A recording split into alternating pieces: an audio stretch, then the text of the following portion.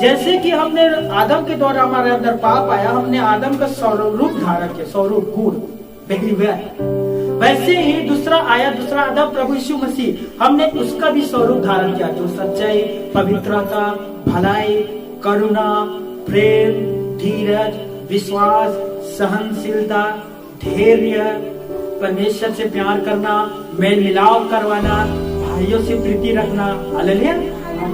आदम का हमने स्वरूप धारण किया जिसमें बुराई था, टोटल बुराई था, वैसे ही हमने प्रभु यीशु मसीह के स्वरूप किया जिसमें टोटल अच्छाई था।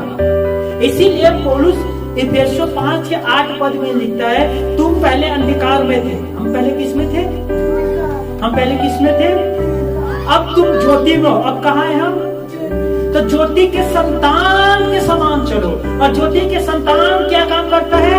पवित्रता, सच्चाई और करुणा और अच्छाई के काम करते हैं। हालेलुया। अब हम किस में हैं? ज्योति में, वरन हम ज्योति की संतान हैं।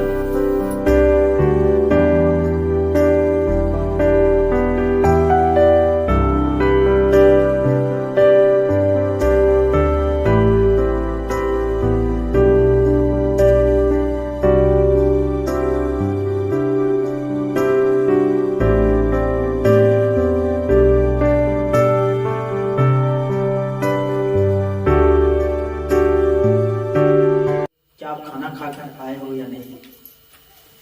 आपने खाना खाया, आपके पेट भरा, आप तृप्त हो गए, राइट? अब आपको परमेश्वर के वचन खाना है।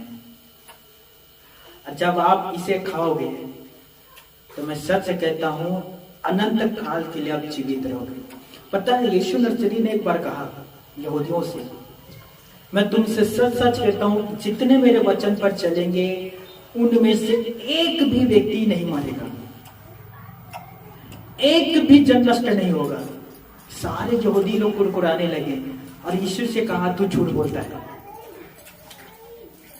क्योंकि हम जानते हैं अब्राहम मरा, हमें पता है भविष्यवक्ता भी मरा, पर तू कहता है कि जो कोई मेरे वचन पर चलेगा वो सर्वदा जीवित रहेगा। देखिए दोस्तों, ये जो परमेश्वर के वचन है, जो हम पढ़ते हैं, परमेश्वर के पवित्र शास्त्र, इस वचन पर आप चलिए।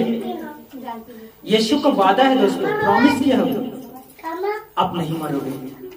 हालेलुया।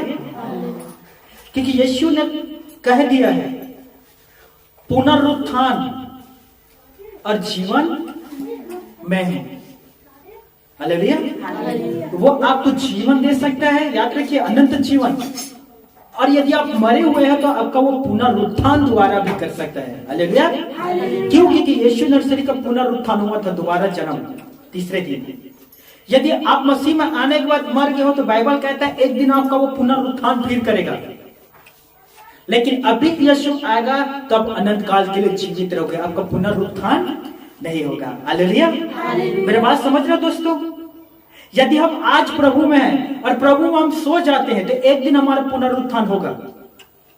यदि हम आज प्रभु में हैं और आज प्रभु आता है तो हम अनंत काल के लिए प्रभु के साथ रहेंगे, हमारा पुनरुत्थान नहीं होगा। इसलिए यीशु ने कहा, जितने मेरे वचन पर चलेगा वे सर्वदा जीवित रहेगा, वे कभी नहीं मरेगा, न तो आज, न तो कल, न तो आने वाले भविष्य में।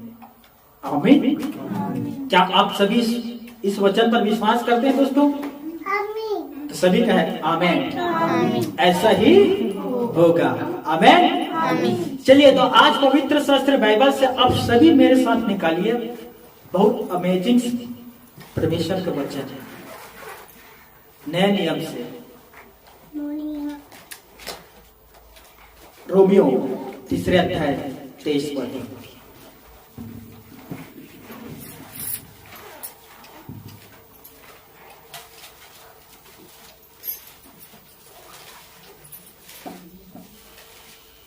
हाँ, रोमियो 23 अध्याय, माफ करना 3 अध्याय और उसके 23 पद।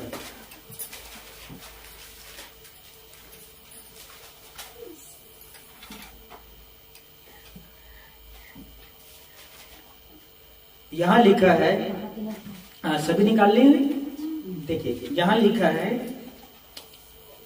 इसलिए कि सब ने पाप किया है और परमेश्वर की महिमा से रहित है। उर्दू बाइबल में लिखा है कि सभी ने गुनाह किया है और परमेश्वर के जलाल से महरूत है, अर्थात अपरिचित है। मेरे 3 कहने पर आप सभी इसे दोहराना, जोर से पढ़ना, जोर से दोस्तों, जितना ज्यादा हो सके उतने जोर से। 3 कहने पर 1, 2 और 3। इसलिए सबने पाप किया और परमेश्वर की महिमा से रहित है। बाइबल हमें कहता है सब व्यक्ति ने पाप किया है। जब पुराने नियम में पढ़ रहा था तो पुराने नियम पर सुलेमान परमेश्वर के मंदिर में जाकर प्रार्थना जब वो कर रहा था तो सुलेमान ने एक वचन कहा, हे परमेश्वर, पृथ्वी पर कोई भी निष्कलंक नहीं है। ये पुराने नियम का प्रार्थना है। पौलुस रोमियो के कलीसिया को लिखता है, हे मेरे भाइयों, सभी व्यक्ति ने पाप किया है और परमेश्वर की महिमा से रहित है। पृथ्वी पर ऐसा आपको एक भी प्राणी नहीं मिलेगा जो पाप नहीं किया हो। जितने भी पृथ्वी पर व्यक्ति है सभी ने पाप किया है। यदि आप उसी में का दोस्तों रोमियो 3 का ही 10 पढ़िए, रोमियो 3 का ही 10, कोई धर्मी नहीं, जोर से पढ़ना। देखिए लिखा है कोई लिखा है, ऐसा लिखा है हाँ, कि कोई धर्मी नहीं, एक भी नहीं, एक भी नहीं, आगे आओ, कोई समझदार नहीं, एक भी नहीं, कोई परमेश्वर का खोजने वाला नहीं, एक भी नहीं, आगे, सब भटक गए हैं, हाँ, सबके सब निकम्मे बन गए हैं, हाँ, कोई भलाई करने वाला नहीं, एक भी नहीं। बाइबल कहता है कि सब के सब भटक गए हैं, कोई परमेश्वर की खोजने वाला नहीं है, कोई परमेश्वर को पुकारने वाला नहीं है। बाइबल में जब हम पढ़ते हैं भजन संहिता में लिखा है कि स्वर्ग से परमेश्वर ने मनुष्यों के ऊपर दृष्टि करके देखा। देखिए वो हमारा पिता है और वो हमारे ऊपर नजर डालकर देखता है, क्या कोई है जो मेरा खोजने वाला है? क्या कोई है जो मुझे पुकारने वाला है? क्या कोई है जो मेरे वचन पर चलने वाला है? तब उसने पाया कि एक भी धर्मी नहीं और कोई भी धर्मी नहीं। बाइबल जो है दोस्तों हमसे खुलकर बातें करता है, कुछ भी नहीं छिपाता। बाइबल में जो कहा है कि एक भी पाप मतलब धर्मी नहीं, तो अर्थात कोई धर्मी नहीं, क्योंकि सब के सब व्यक्ति ने पाप किया है। जितने व्यक्ति सब ने पाप किया है। यदि आप छोटे बच्चों को देखोगे वो भी बचपन से पाप करना शुरू कर देता है। उत्पत्ति पर लिखा है कि जब मैं नासमझ था उस समय से पाप मेरे अंदर बसा हुआ है। उत्पत्ति 8वें अध्याय में पढ़ा है, पढ़ लेना घर पर जाकर। बचपन से मनुष्य पाप करता है। मैंने एक 14 या 15 साल के लड़का से कहा, मैंने उससे कहा कि बेटा छोटा सा ये काम है, तू कर देना, ध्यान से सुनना। वो काम को किया और मैं आकर देखता हूँ कि वो जो काम किया था बहुत बुरा तरीका से किया था। और मैंने कहा कि बेटा ये काम तूने इतना बुरा क्यों किया? तो उसने क्या कहा पता है? मैं तो अभी बच्चा हूं। क्या कहा? वो 14-15 साल का लड़का है और क्या कह रहा है? मैं तो अभी बच्चा हूं। मैंने कहा कोई बात नहीं, मैं तुझे आगे कारी बनाता हूँ। फिर मैंने दूसरे दिन उसे और कुछ काम किया, उससे भी बिगाड़ा। और मैंने पूछा आज के काम को क्यों बिगाड़ा? फिर उसने क्या कहा? मैं बच्चा हूं। कितने साल का है? 14 और 15 साल का। और पता है उसका एक गर्लफ्रेंड है। मेरे बात को समझ लो, उसका क्या है? एक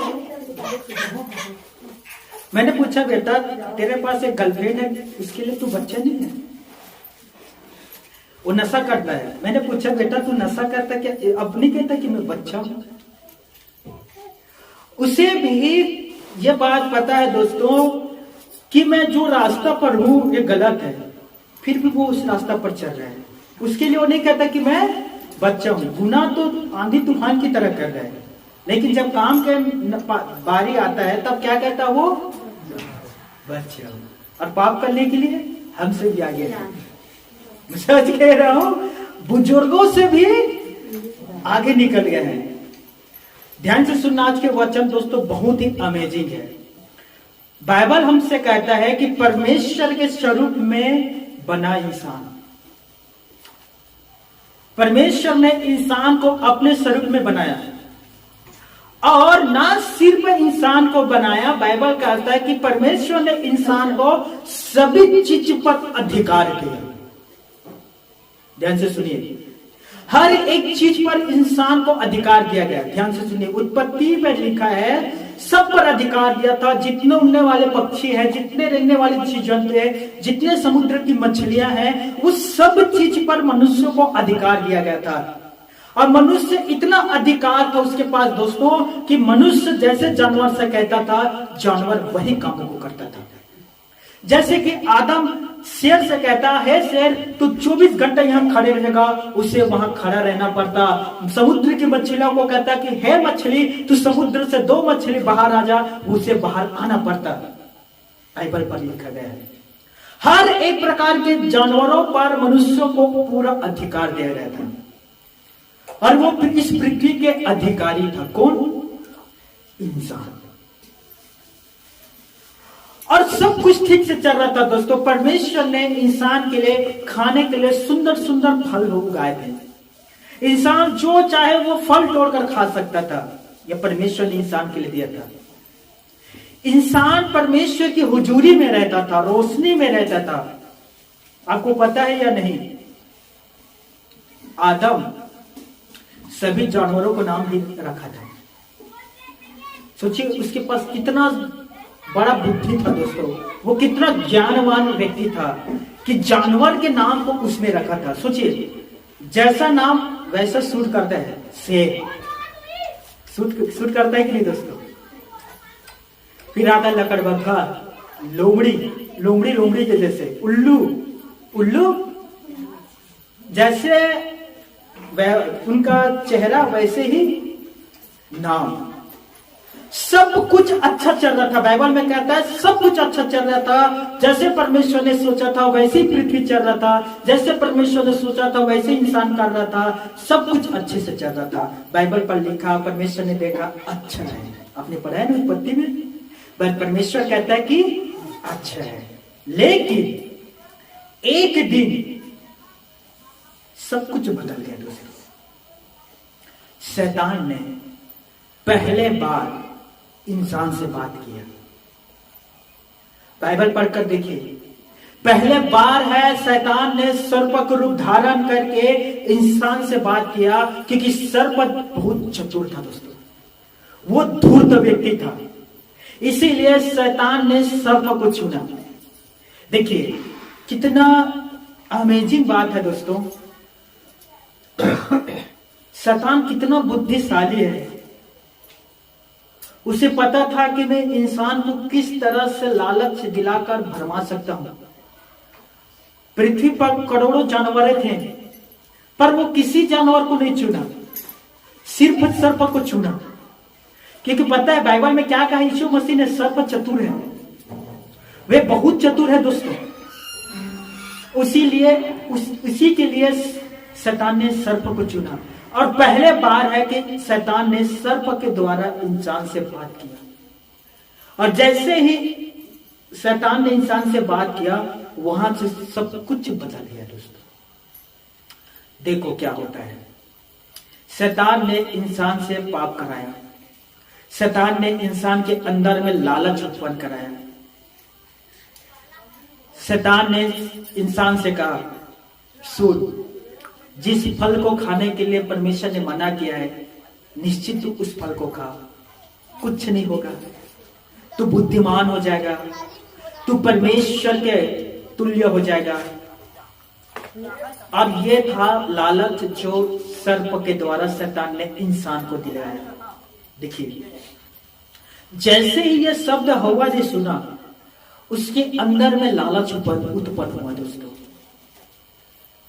और केवल हवा और आदम ही नहीं था दोस्तों जो शैतान के जाल में फंसा और पाप किया।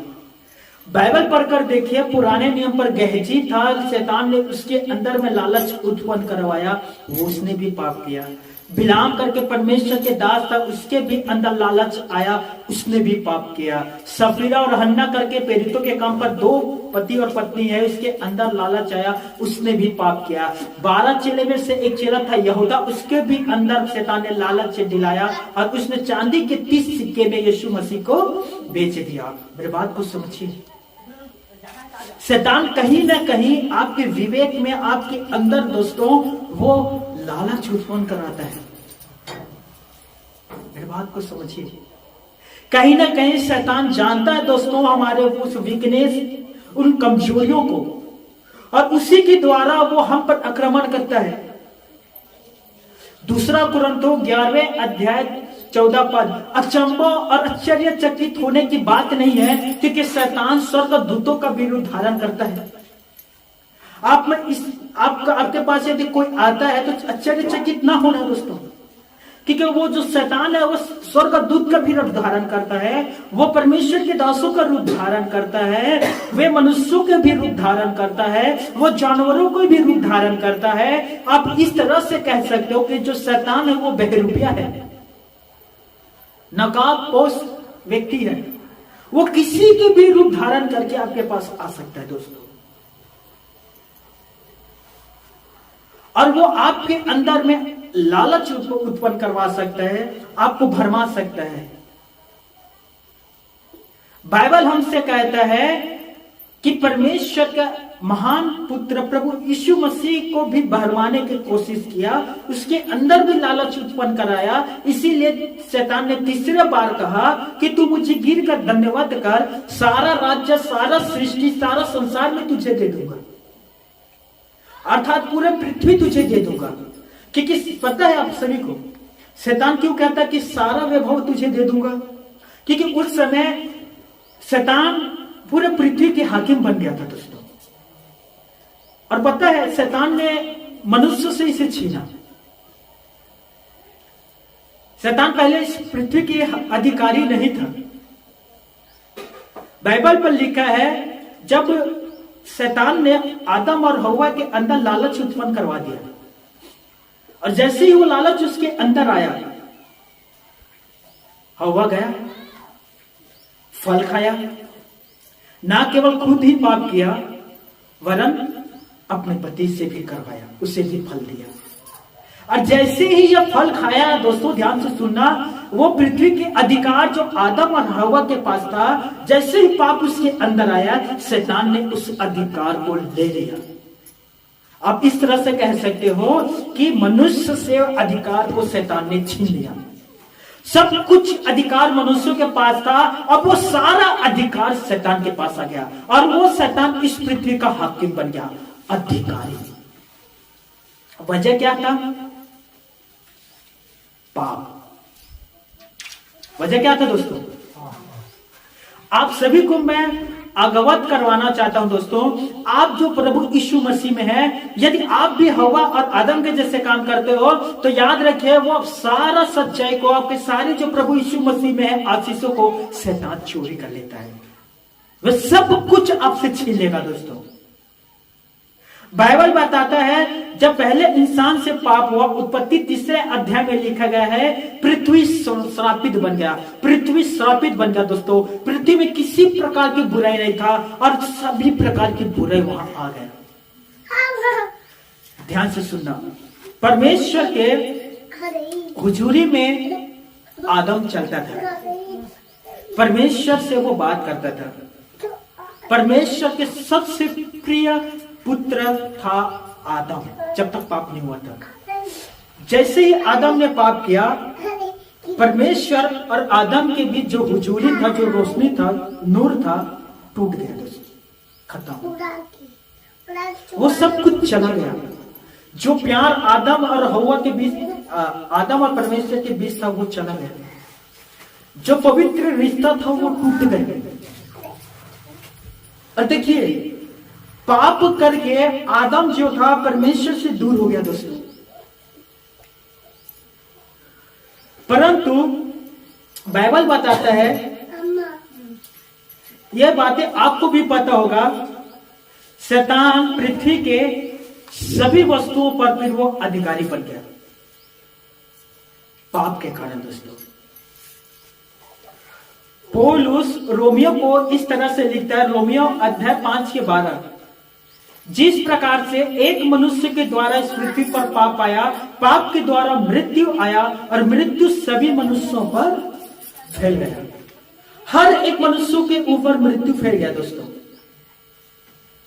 और सभी के सभी धीरे धीरे धीरे धीरे पाप करते गए, मृत्यु आते गया, पाप करते गए, मृत्यु आते गया, पाप करते गया, उम्र घटते गया, पाप करते गया, उम्र घटते गया। पहला व्यक्ति 930 साल जीवित था, फिर 500 साल लोग जीवित रहते थे, फिर 400 साल लोग जीवित रहते थे। पाप बढ़ते गया और मनुष्य की जो उम्र था वो घटते चले गया। अब मैं एक आपको बहुत सुंदर बात बता रहा हूं, ध्यान से सुनना दोस्तों। पाप के वजह से इंसान परमेश्वर से दूर हुआ और आज वो परमेश्वर के योग्य नहीं है, क्योंकि जहां पाप होता है परमेश्वर पिता उससे मुंह मोड़ लेता है। पुराने नियम पर लिखा कि परमेश्वर पाप को नहीं देख सकता। हाँ, यह बात सत्य है कि यीशु मसीह पापियों को विषय में फिक्र करता है, लेकिन वो पापी के साथ रहता नहीं है। हालेलुया। वो पापियों व्यक्ति की फिक्र करता है, माफ करने वाले पापी से व्यक्ति जो पश्चाताप करता है उसे माफ भी करता है, लेकिन वो उसके साथ रहता नहीं है, क्योंकि पापी व्यक्ति को परमेश्वर देख नहीं सकता दोस्तों। अब देखिए, जैसे इंसान के अंदर पाप होता है, ध्यान से सुनिए दोस्तों, जैसे इंसान पाप करता है शैतान उसके अंदर आता है, और शैतान उसके अंदर आकर उनके तमाम उन आशीषों को जो परमेश्वर उनके अंदर रखा था, आप कह सकते हैं वरदान या आत्मा के फल जो उस इंसान के अंदर रहते हैं, जिसे परमेश्वर ने गिफ्ट किया है, उसे वो सब कुछ ले लेता है दोस्तों। जैसे पाप आप एक इंसान के अंदर आया, अच्छाई उसके अंदर नहीं रहता, क्योंकि आप देखिए सत्य और असत्य, अंधकार और ज्योति दोनों एक साथ में एक इंसान के अंदर नहीं रह सकता। बहुत सारे लोग इस बात पर यकीन नहीं करते हैं, और लोग कहते हैं कि कैसे भी हम परमेश्वर का आज्ञा था कि यदि आदम वो फल खाएगा मर जाएगा, पर वो तो आदम जीवित था, 930 साल तक था, उसका बेटा उत्पन्न हुआ, फिर वो मरा क्यों नहीं? और ये सवाल ज्यादातर संसारिक लोग पूछते हैं। आत्मिक लोगों को पता चल जाएगा कि वो आदम जो था दरअसल आत्मा में मर गया था, शरीर जीवित था लेकिन उसका आत्मा मर गया था।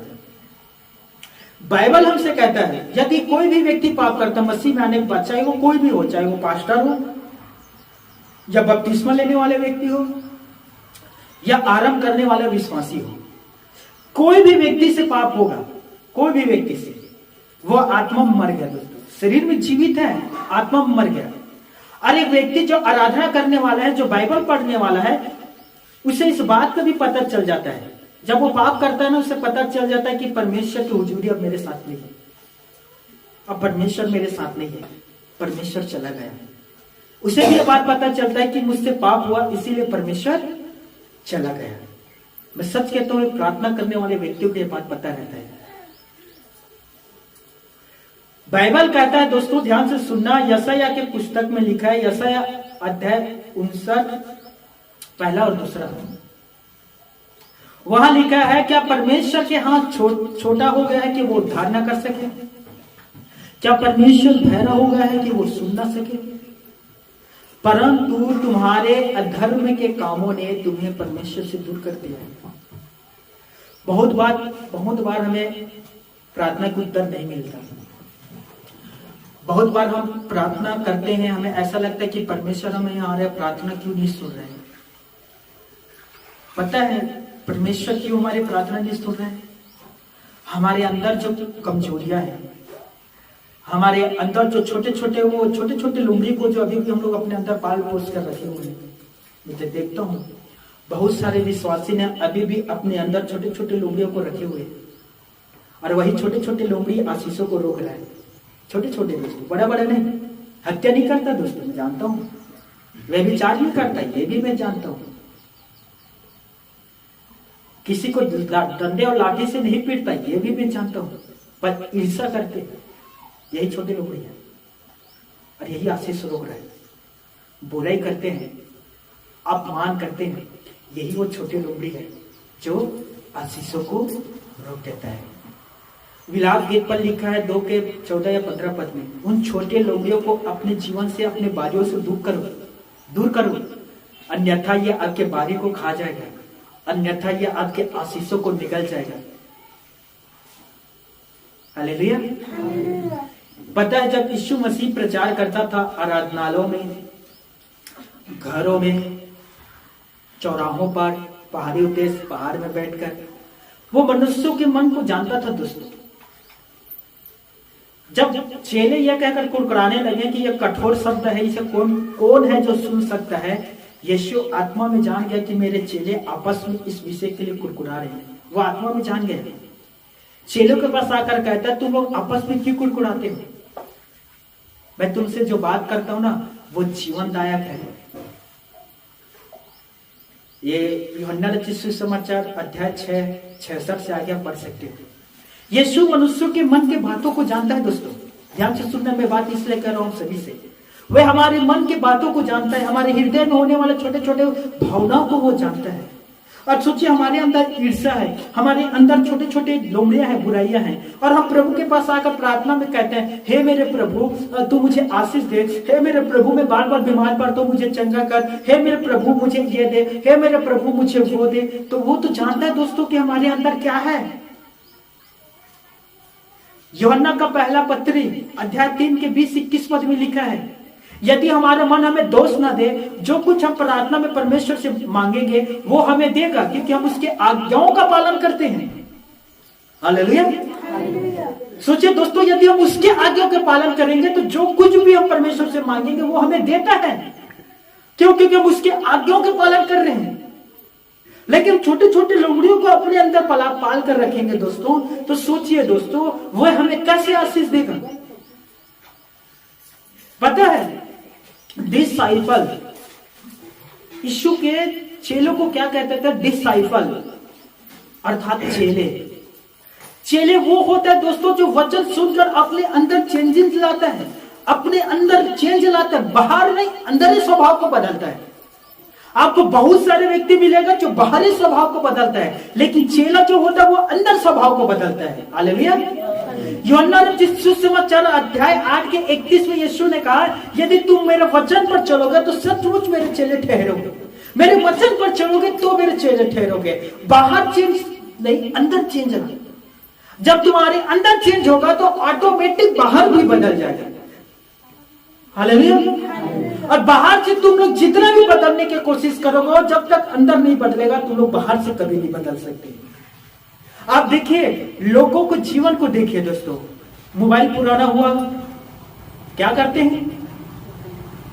क्या करते? मोबाइल पुराना होता है तो टीवी पुराना हुआ, गाड़ी पुराना हुआ, घर पुराना हुआ, बदलते हैं। मैं सत्य तो जो पुराना हुआ बदल देते हैं, कपड़ा पुराना हुआ बदल देते हैं, लेकिन इंसान अपना व्यवहार नहीं बदलता दोस्तों, उसे पकड़ कर रखे रहते हैं।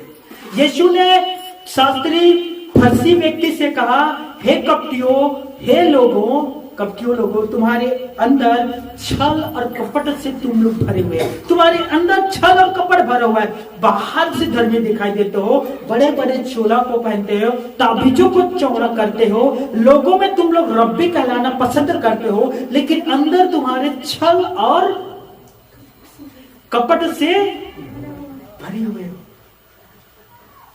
हालेलुया। सामुएल की पुस्तक कितने लोगों ने पढ़ा है? सामुएल, पहला सामुएल, दूसरा सामुएल, 2 पुस्तकें हैं। पहला सामुएल 16वें अध्याय 8वें पद, 8वें 9वें पद है, ध्यान से सुनना। वहां लिखा है दोस्तों, परमेश्वर ने सामुएल से कहा, तू इसे के घर जा, क्योंकि मैं उसके एक पुत्र को इजराइल का राजा बनाऊंगा। मेरे बात को ध्यान से सुनिए। अब देखिए, सामुएल जो था ईसे के घर में गया, अभिषेक का तेल उसके हाथ में था। उसने ईसे के एक बेटा को देखा जो हट्टा कट्टा था, रूपवंत था। हट्टा कट्टा तो समझते हो, अच्छा बॉडी बिल्डर था, उसका हाइट अच्छा था, गोरा था। सामुएल ने उसे देखकर कहा, ये इस्राएल का राजा बनेगा। सामुएल कहता है, परमेश्वर क्या मैं इसका अभिषेक करूं? क्या मैं इसे इस्राएल का राजा बनाऊं? मेरे ख्याल से उसका नाम अबीमलेक था, ऐसे कुछ था। परमेश्वर का वचन आता है, उसके सुंदरता ना देख, उसके काट सुंदरता ऊंचाई को देखकर यह ना सोच कि यह राजा बनेगा। वो राजा नहीं बनेगा, क्योंकि मेरा जो देखना है वो मनुष्यों के जैसे नहीं है। मनुष्य जो है बाहर के स्वरूप को देखता है, लेकिन मैं यहोवा मनुष्यों के मन को देखता हूं। हालेलुया। हालेलुया। ईश्वर किसे देख रहा है दोस्तों? किसे देख रहा है?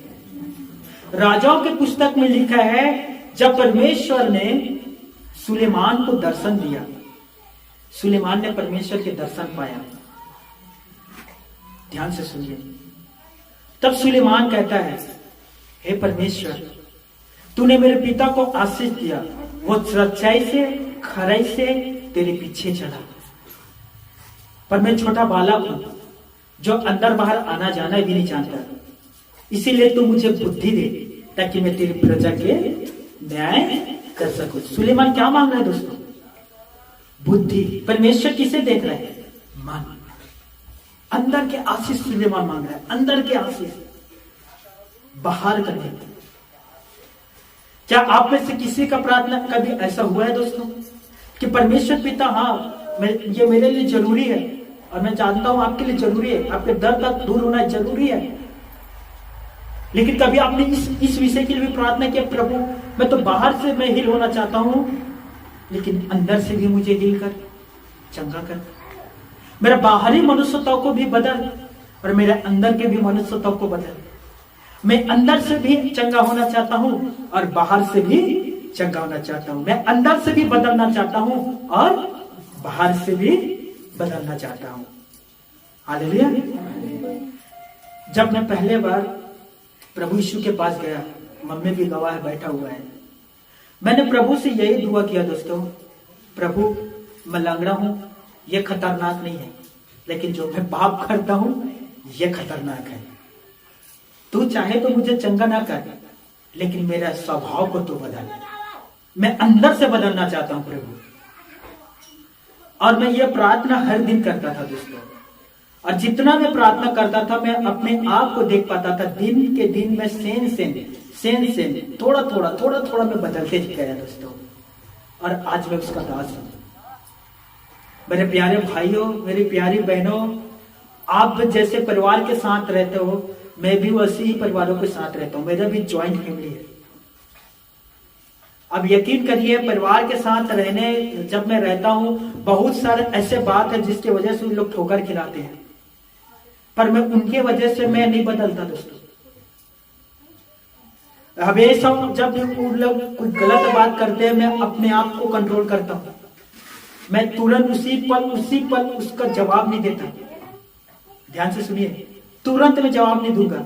मैं उसे कंट्रोल करता हूं, होल्ड करता हूं, उसे रखे रहता हूं। एक दिन सही अवसर आने पर मैं जवाब देता हूं, जब वो शांत हो गया। हालेलुया। नीति वचन पर लिखा है कि मूर्ख का क्रोध उसी पल प्रकट हो जाता है। मूर्ख के जो व्यक्ति है ना, तुरंत वो जवाब देगा, पलट कर जवाब देगा, मुंह के ऊपर जवाब देगा। तुम मुझे कैसे कहता हो? तुम मेरे गिरवान में झांकने से पहले अपने गिरवान में झांक करते, तू मुझे सिखाता, तू खुद पहले से। मूर्ख आदमी तुरंत पलट कर जवाब देगा, लेकिन जो चतुर है वो अपमान को छिपाए रहता है। हालेलुया। चलिए निकालिए नीति वचन 12वें अध्याय, निकालिए नीति वचन 12वें अध्याय 16 पद।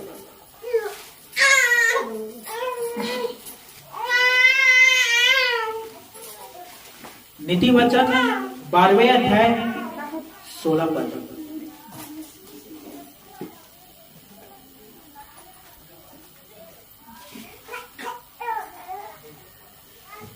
क्या लिखा है?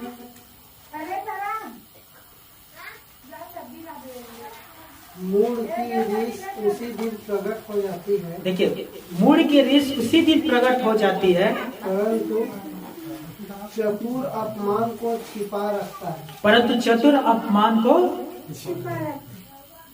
मेरे पीछे कहना, आज से मैं चतुर बनूंगा, अपमान को अपमान को छिपाए छिपाए रहूंगा। आमीन। आमीन। अब देखिए दोस्तों, यीशु नर्सरी पकड़ा गया, कितना चतुर था वो। पिलातुस उसके पास आकर पूछता, क्या तू यहूदियों का राजा है? यीशु शांत था। किले से बाहर आया पिलातुस, फिर किले के अंदर जाकर पूछता है, तू यदि यहूदियों का राजा तो मुझसे साफ साफ क्यों नहीं कहता? यदि तू परमेश्वर के पुत्र है, मैं तुझे शपथ दिलाता हूं, मुझसे कह। यीशु ने कहा, हाँ तूने कह दिया, बस। हालेलुया। हालेलुया।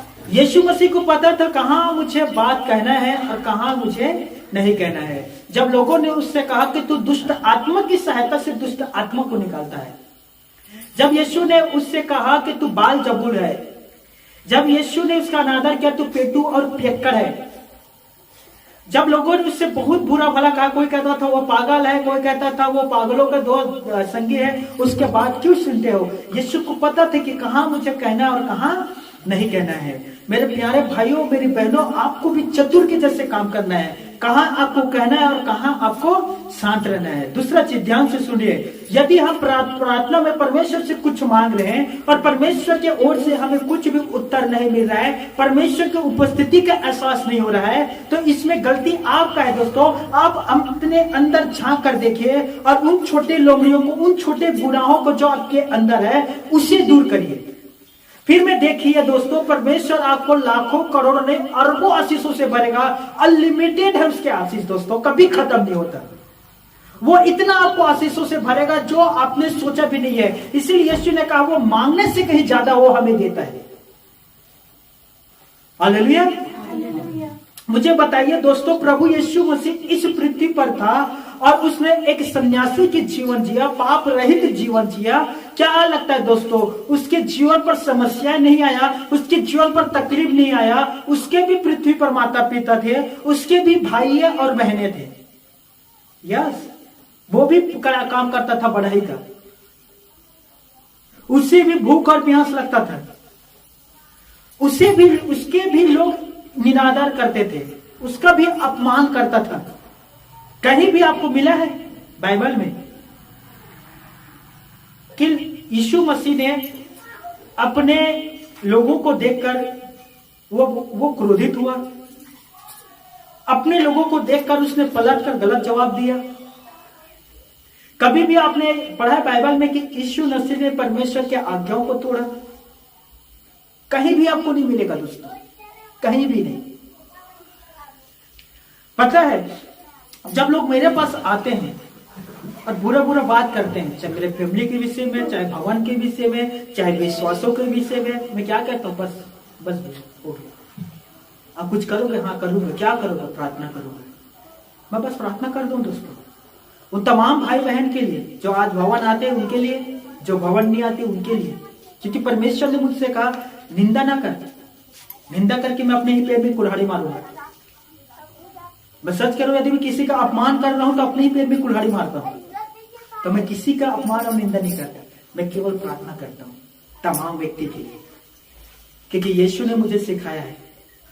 जैसे यीशु खोए को ढूंढने, उसको उद्धार करने के लिए आया था, मैं भी खोए हुए लोगों के लिए मैं प्रार्थना करता हूं। हालेलुया। क्या परमेश्वर के हाथ छोटा हो गया कि उद्धार ना कर सके? क्या परमेश्वर उद्धार नहीं कर सकता दोस्तों? क्या परमेश्वर बहरा हो गया है कि वो सुन ना सके? वचन कहता है कि तुम्हारे पापों ने तुम्हें परमेश्वर से दूर किया है। हमारे वो छोटे छोटे से गुनाहों ने हमें परमेश्वर से दूर किया दोस्तों। आज हम क्यों ना उन गुनाहों को अपने जीवन से दूर करें और हम खुद परमेश्वर के पास आ जाएं। वचन कहता है, ध्यान से सुनना, आदम के बारे में इंसान ने पाप किया और मनुष्य पापी बना आदम के बारे में, और शैतान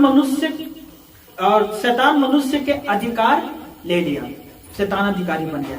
ध्यान से सुनना, गतसामी के बगीचे में यीशु मसीह ने शैतान से लड़ा और शैतान पर विजय प्राप्त किया और सारा अधिकार शैतान से ले लिया। हालेलुया। मेरी बात समझिए, जो अधिकार शैतान ने मनुष्यों से छीना था, उन सारे अधिकार को क्रूस पर यीशु नसरी ने शैतान से छीन लिया। अब कह सकते हैं खोए हुए उद्धार को यीशु नसरी ने वापस लाया। हव्वा के द्वारा पाप पृथ्वी पर आया और मरियम के द्वारा उद्धार करता इस पृथ्वी पर जन्म लिया। सोचिए, महिला के द्वारा पाप आया तो परमेश्वर ने महिला को ही चुना उद्धार करता को इस पृथ्वी पर भेजने के लिए। हालेलुया। आदम के द्वारा पृथ्वी श्रापित बना, यीशु के लहू के द्वारा जगत को उसने जीत लिया। हालेलुया। आदम में सब मरते हैं और मसीहा में सभी जिलाए जाते हैं। हालेलुया। कितना सुंदर बात है ना। परमेश्वर पिता ने आदम के माफ करना, आदम के द्वारा पाप आया, परमेश्वर ने यीशु को चुना जिसके द्वारा लोग जीवन पाए। हालेलुया।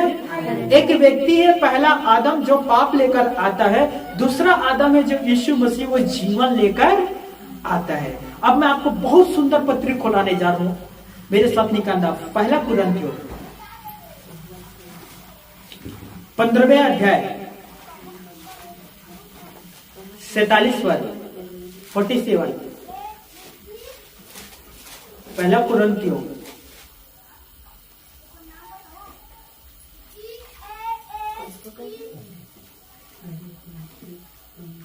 15 अध्याय 47 पद।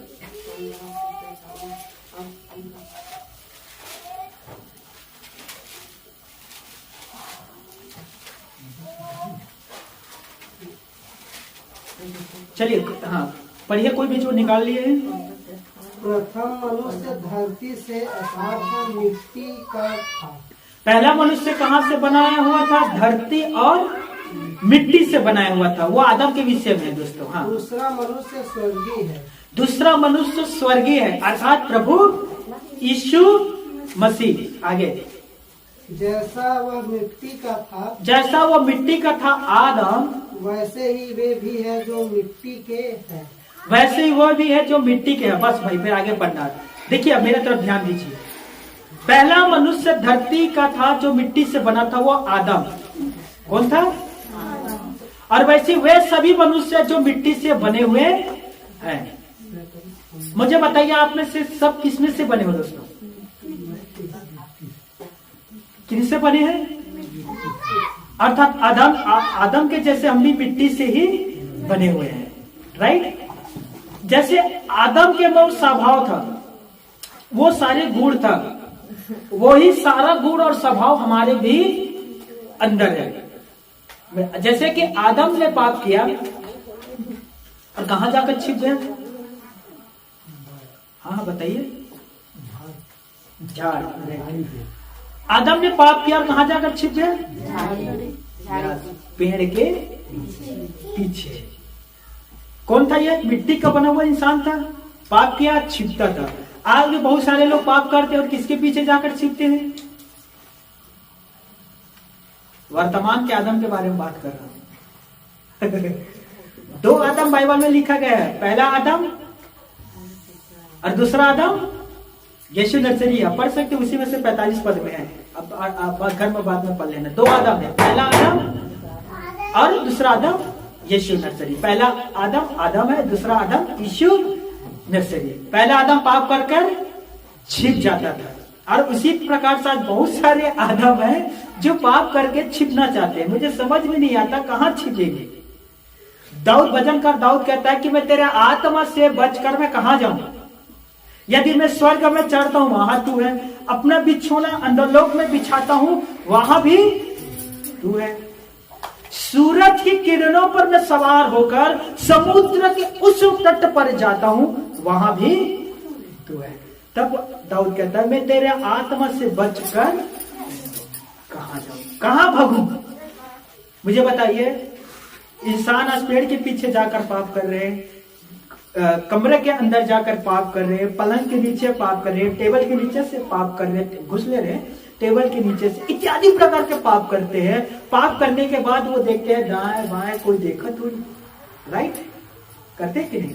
मैं एक वीडियो देख रहा था, एक व्यक्ति घुस ले रहा था, वो इधर उधर देखा, और जब वो घूस दे रहा था, उसने कहा हाँ हाँ रख यहाँ चुपचाप, कोई देखे ना। फिर उसने रखा, फिर उसे चुपके से वो जेब में अपना डाला। अरे इधर देखा, उधर देखा, दाएं बाएं देखा, हाँ कोई नहीं देखा, मैं बच गया। पर उसने तो एक बात गलत किया। कहाँ नहीं देखा वो? हालेलुया। बाइबल कहता है कि मूसा ने दाएं बाएं देखा और देखा कि कोई नहीं देख रहा मुझे, तो मिस्र के एक व्यक्ति को मारा और मारकर जमीन के अंदर दफना दिया। पर उसे ये नहीं पता था कि ऊपर वाला देख रहा है। हालेलुया।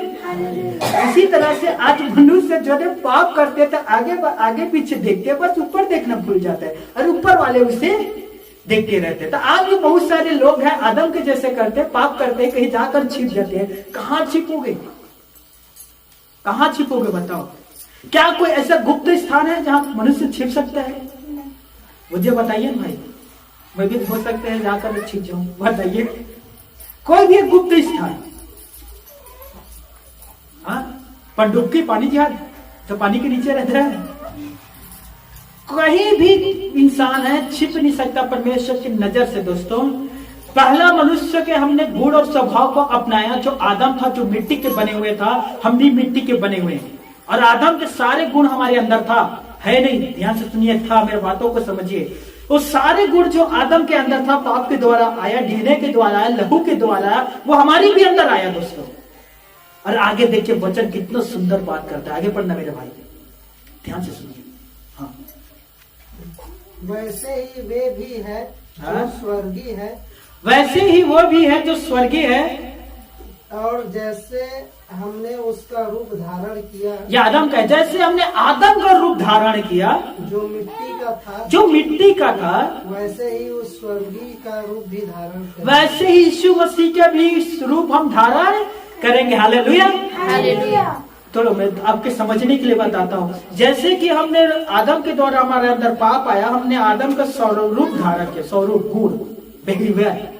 वैसे ही दूसरा आया, दूसरा आदम प्रभु यीशु मसीह, हमने उसका भी स्वरूप धारण किया, जो सच्चाई, पवित्रता, भलाई, करुणा, प्रेम, धीरज, विश्वास, सहनशीलता, धैर्य, परमेश्वर से प्यार करना, मेल मिलाप करवाना, भाइयों से प्रीति रखना। हालेलुया। आदम का हमने स्वरूप धारण किया जिसमें बुराई था, टोटल बुराई था। वैसे ही हमने प्रभु यीशु मसीह के स्वरूप किया जिसमें टोटल अच्छाई था। इसीलिए पौलुस इफिसियों 5:8 में लिखता है, तुम पहले अंधकार में थे। हम पहले किस में थे? हम पहले किस में थे? अब तुम ज्योति में हो। अब कहाँ है हम? तो ज्योति के संतान के समान चलो। और ज्योति के संतान क्या काम करता है? पवित्रता, सच्चाई और करुणा और अच्छाई के काम करते हैं। हालेलुया। अब हम किस में हैं? ज्योति में। वरन हम ज्योति की संतान हैं। हम सभी जितने यीशु मसीह पर विश्वास करते हैं, हम सभी ज्योति के संतान हैं। अब हम अंधकार के वश में नहीं है, हम अंधकार के गुलाम में नहीं है, हम पाप के दासत्व में नहीं है, हम पाप के गुलामी नहीं कर सकते। दोस्तों, हम छुड़ाए गए हैं प्रभु यीशु के लहू से। यीशु ने अपने लहू देकर हमें छुड़ा लिया है। पहला कुरिन्थियों 7:23 तुम्हें दान देकर मोल लिए गए हैं, दोबारा दास ना बनो। हालेलुया। हमें दान देकर मोल लिया गया है। यीशु ने हम सभी के लिए दान दिया। दोस्तों, यीशु ने हम सभी के लिए कलवरी पर, क्रूस पर सेक्रीफाइस किया, बलिदान हुआ है। अब हम उसके दासत्व में क्यों रहे? अब हम पाप की गुलामी में क्यों रहे? अब हम पाप क्यों करें? क्योंकि यीशु ने हमें वहां से बाहर निकाल लिया। हालेलुया। मेरे प्यारे भाइयों, मेरी प्यारी बहनों, प्रभु यीशु का धन्यवाद करिए। मैं सच कहता हूं दोस्तों, जो कुर्बानी प्रभु यीशु ने हमारे लिए किया है, वो कुर्बानी आज तक किसी ने भी नहीं किया है। इतिहास में किसी ने भी नहीं किया है। बहुत से राजा महाराजा, बहुत सारे प्रजा प्रकट हुआ, मरा, लेकिन किसी ने हमारे लिए अपने आप को नहीं दिया है। रोमियो 5 पर लिखा है, हो सकता है कि एक भले आदमी के लिए कोई अपने आप को कुर्बान करे, लेकिन सोचिए कोई पापी व्यक्ति के लिए अपने आप को कुर्बान करेगा? लेकिन यीशु नसरी ने हमारे लिए अपने आप को कुर्बान किया। बाइबल में लिखा है जब हम पापी ही थे तभी मसीहा हमारे पापों के लिए मरा। हालेलुया। हमारे पापों के लिए यीशु मसीह मरा दोस्तों, ताकि हम ना मरे। हमारे पापों के लिए यीशु ने क्रूस पर कोड़े खाया ताकि हम ना खाएं। हमारे पापों के लिए यीशु नसरी ने अपने लहू को बहाया ताकि हमारे लहू ना बहे जाए। यीशु ने हमारे पापों के लिए अपने हाथ और पैर में खीला को ठुकवा लिया दोस्तों, ताकि हमारे हाथ पांव में खीले ना ठोकाए जाए। यीशु ने हमारे पापों के लिए 39 कोड़ा अपने देह में खाया दोस्तों, ताकि हम कोड़े ना खाएं। यशायाह कहता है 53 में, वो हमारे ही अपराधों के कामों के कारण कुचला गया, हमारे ही अधर्म के कामों के कारण उसे मार पड़ा गया, हमारे लिए उसे कुचला गया। पता है दोस्तों, वो निर्दोष था, निष्पाप था, उसमें कोई भी दोष नहीं था, तो भी वो पापियों के साथ गिना गया। आपने पढ़ा है वचन, वो निष्कलंक था, निष्पाप था, फिर भी वो पापियों के साथ गिना गया। आपने पढ़ा होगा, तो क्रूस पर उसके साथ और व्यक्ति चढ़े गए थे। आपने पढ़ा है, एक दाएं की तरफ, एक बाएं की तरफ। ये दोनों व्यक्ति डाकू थे, ये दोनों व्यक्ति बलवा करने वाले थे। इनके वजह से नगर में बलवा हुआ था, मारपीट हुआ था, बहुत कुछ लोगों के लहू भी बहा था। ये लोग दोनों चोर और डाकू थे, तो बलवा करने वाले। एक दाएं तरफ थे, एक बाएं तरफ थे, और वो पापियों के साथ गिना गया। यीशु मेरे प्यारे भाइयों, मेरी बहनों, प्रकाशित वाक्य का पल लिखा है, वो हमसे प्यार करता है और अपने लहू के द्वारा हमें चुनाया। हालेलुया। सोचिए दोस्तों,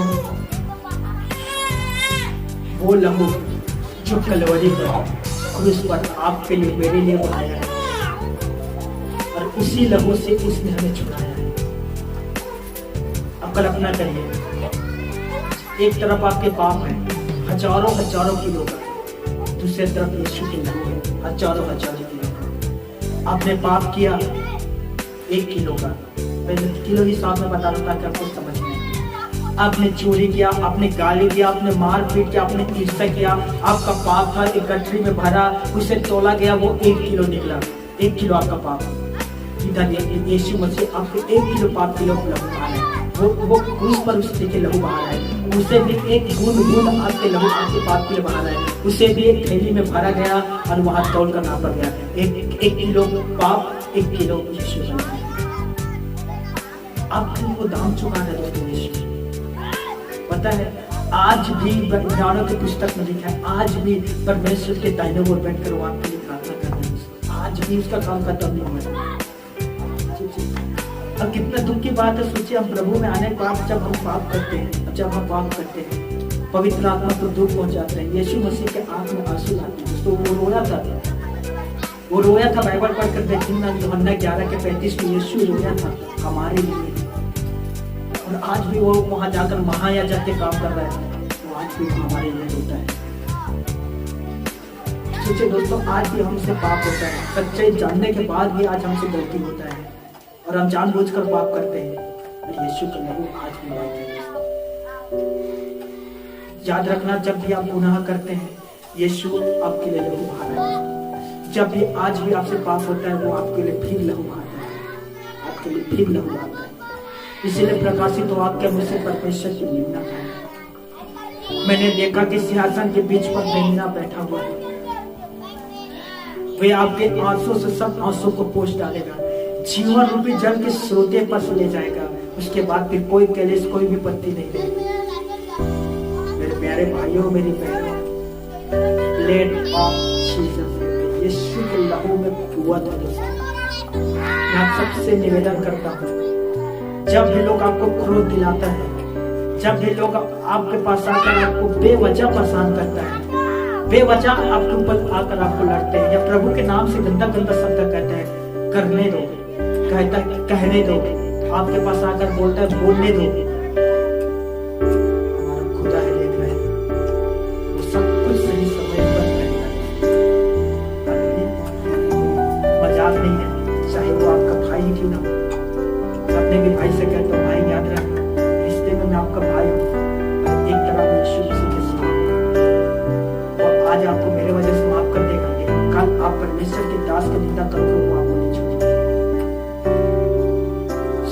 समझ कर ही बात किया करें। हालेलुया। इसीलिए मेरे प्यारे भाइयों, मेरी बहनों, जो भी आकर आपको सीधे मतलब तक से लड़ाई करते हैं। अब कहते हैं कुछ लोग होते हैं मतलब आपकी चिंता करते नहीं, चिंता करते नहीं करते, मतलब करते हैं। हमें अपना आपा नहीं देना है, हम प्रभु यीशु के हैं। यीशु के साथ बेवजह उसे लड़ते थे। यीशु ने एक बार कहा, तुम मेरे विषय में मुझसे क्यों पूछते हो? मेरे सुनने वालों से पूछो, वे तुम्हें बताएंगे कि मैंने क्या क्या कहा है। एक प्यादा था, प्यादा सिद्दीक, उसने यीशु मसीह को थप्पड़ मारा, एक थप्पड़ मारता है और कहता है तू महायाजक को ऐसा उत्तर देगा? यीशु ने कहा, यदि मैंने बुराई के बाद कहा तो उसके तुम लोग गवाही दो, यदि मैंने सत्य के बाद कहा तो तुम मुझे क्यों मारते हो? हालेलुया। यदि बुरा कहा तो गवाही दो, यदि सत्य कहा तो फिर तुम मुझे क्यों मारते हो? और याद रखिए, जो सत्य कहने पर आपके विरुद्ध जाता है वो आपके विरुद्ध नहीं वरन परमेश्वर के विरुद्ध जाता है। और एक दिन वो आएगा और वो सब कुछ पलटा लेगा, हर एक बदला लेगा। यीशु परमेश्वर कहता है प्रभु यीशु मसीह से, तू मेरे दाहिने ओर बैठ जब तक मैं तेरे शत्रु को तेरे पैर की चौकी ना बना दूं। Hallelujah, hallelujah. तो एक दिन दोस्तों हम भी वहां स्वर्ग पर परमेश्वर के सिंहासन पर बैठे रहेंगे और वो हमारे पैरों को हमारे पैर की चौकी बनाएगा। याद रख लेंगे, हर एक व्यक्ति जो इतने आपसे विरोध करते हैं, जितना आपसे नफरत करता है, चाहे वो आपका खून के रिश्तेदार क्यों ना हो, याद रखना एक दिन न्याय होगा और न्याय होगा उस दिन आप वहां आनंदित जीवन होगा और वो सर्वदा महसूस करेगा। इसीलिए मैं आए दिन प्रार्थना करता हूँ, मैं अभी उपवास में जाता हूँ, अभी मैं आज भी उपवास में दोस्तों मैं यही दुआ करता हूँ कि प्रभु लोग मर रहे हैं, मरने से पहले प्लीज उन्हें भी सत्य के बारे में बात कर, उन्हें परमेश्वर के वचन दे, वो पवित्र शास्त्र पर विश्वास करे, वो आपके दास के बातों पर विश्वास करे और वो आत्मा नष्ट ना हो। मैं आज भी प्रार्थना करता हूँ दोस्तों, पता नहीं जो बोझ परमेश्वर मुझे दिया है, मैं जानता हूँ हर एक व्यक्ति को वो बोझ नहीं देता। कभी कभी आप सोचे कि कभी कभी आपका नींद नहीं आता होगा, मैं जानता हूँ कुछ चिंताओं की वजह से। कभी कभी मेरे इसलिए नींद नहीं आता कि मैं सोचता हूँ कि प्रभु मेरा मिनिस्ट्री, मेरे जो सेवकाई है, मैं उस लोग तक नहीं पहुँच पाया, वो मर गया प्रभु बिना उठा। मैं सोचता हूँ कि कभी आपने सोचा मेरे गाँव में, मेरे परिवार में मेरे रिश्तेदार मरता है, मेरा दादा दादी परमेश्वर के पास चला गया, मैं कितना अपने आप को खेदित महसूस किया। प्रभु मैंने उसे सुसमाचार सुनाया पर विश्वास नहीं किया। उसके लिए प्रार्थना करता था, प्रभु प्लीज उसे उद्धार करें। प्रभु आपके वचन कहता है आपके नाम लेने से उद्धार पा जाएगा। आखिर समय कम से कम वो आपके नाम ले रहे हैं, प्रभु उद्धार देगा। जब एक व्यक्ति बिना उद्धार पाए जवान खत्म होते इसके दिन में जहर पीने में मुझे बहुत बोझ लगता है। मैं कहता हूँ प्रभु काश मैं उसके पास जाता, काश मैं उसे प्रभु आपके बारे में बताता। बहुत बड़ा बोझ दिया मुझे। मैं कैसे शांत रह सकता हूँ? मसीहा जो मुझे लहू बहाया है दोस्तों, मैं उसके सुसमाचार सुनाए बिना मैं कैसे शांत रह सकता हूँ? ये बहुत बड़ा बोझ है और इसी वजह से मैं कभी कभी पूरी रात नहीं सो पाता दोस्तों, पूरी रात। मेरे प्यारे भाइयों, मेरी प्यारी बहनों, विशेष मैं आप सबसे एक छोटा सा निवेदन करता हूँ, दूसरे को जज मत करो, दूसरे को देखकर जज मत करो। करता है करने दो दोस्तों, करने दो उसे। अपने अंदर चीज लगाओ, अपने अंदर को बदलो। एक कहावत है, आप भला तो जग भला। जब आप अंदर से अच्छे हो जाओगे आपको सब कुछ अच्छे लगेगा। कबीरदास ने भी दुआ में कहा था, बुरा जो देखा मैं चला, बुरा ना मिला। दूसरे को बुरा देखे मत, अपने अंदर देखो। यीशु ने कहा अपने भाई के आपके तिनका ना देख, अपने अंदर जो रखा है उसे दे। दूसरे को ना सिखा, पहले अपने आप को सिखा। ये बाइबल का वचन है। हालेलुया। हम दूसरे को देखकर दूसरे के विषय में जज करते हैं, लेकिन बाइबल कहता है डोंट पीपल जज। दूसरे को जज ना करो, अपने आप को देखो। आखिरी वचन कहकर मैं समाप्त करने वाला हूँ। यीशु ने शास्त्री फरीसियों से कहा जब उसे भोजन खाने के लिए बुलाया, सामने मेज बिछा हुआ था और चावल था, बाजार का रोटी था और बहुत सारे पकवान बना हुआ था।